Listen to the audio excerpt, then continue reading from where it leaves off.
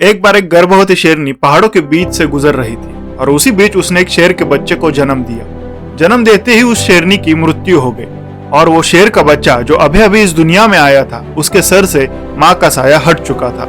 अब वो अकेले ही इधर उधर घूमने लगा। एक दिन कुछ भेड़ों का झुंड वहां से गुजर रहा था तो ये शेर का बच्चा उस झुंड के साथ चला गया और उनके साथ ही खेलने लगा।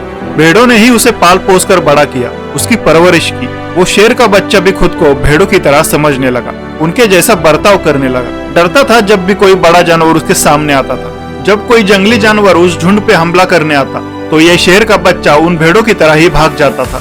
भेड़ों के साथ रह रहकर वो भी घास खाने लगा, उनकी जैसी आवाज निकालने लगा। वो भूल गया था कि एक शेर का बच्चा कैसे होता है। उसे मालूम ही नहीं था कि एक शेर कैसे जीता है, कैसे दहाड़ लगाता है। धीरे धीरे वो शेर का बच्चा बड़ा हो रहा था। जहाँ भी उन भेड़ों का झुंड जाता उनके साथ ये चला जाता था। अब वो भेड़ों से अलग दिखने लगा था। तभी कुछ शेरों ने उन पर हमला कर दिया। सारे भेड़ इधर उधर भागने लगे। ये शेर भी उनके साथ इधर उधर भागने लगा। इस शेर को भेड़ों के साथ भागता देख जो शेर हमला करने आए थे वो सोच में पड़ गए कि ये उनके साथ क्यों भाग रहा है। उन सारे शेरों ने मिलकर उसे पकड़ लिया और पूछा कि क्यों भाग रहा है, तू तो हम में से ही एक है। उस शेर ने कहा कि नहीं, मैं आप जैसा नहीं हूँ, मैं एक भेड़ हूँ, प्लीज मुझे जाने दो। गिड़गिड़ा रहा था कि मुझे छोड़ दो।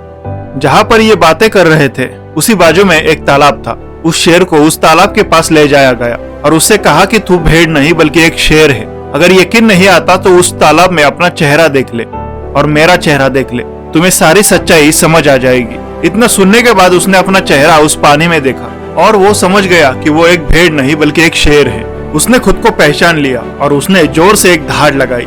सारे जंगल में उसकी आवाज गूंजने लगी। उसने अपने अंदर के डर को निकाल दिया और एक शेर की तरह कॉन्फिडेंट फील करने लगा। उसने कहा कि आज तक मैं भेड़ की तरह इसलिए जी रहा था क्योंकि मैंने आज तक कभी अपने आप को नहीं पहचाना। दोस्तों, इसी तरह हमारे अंदर भी एक क्वालिटी छुपी होती है पर हमने आज तक उस पर कभी ध्यान नहीं दिया। अगर दोस्तों आप इस कहानी को यहाँ तक देख रहे हो तो एक बार आज अपने अंदर झांक लो और उस क्वालिटी को पहचान लो। कई बार लोग जो हमें बोलते हैं तुम ऐसे हो, तुम वैसे हो, हम उसी को सच मानकर चलते हैं और अपने अंदर जो क्वालिटी होती है उसे नजरअंदाज करते हैं। इसीलिए दोस्तों एक बार खुद को पहचान लो और उस शेर की तरह जोर से दहाड़ लगा दो। दोस्तों इस वीडियो में इतना ही।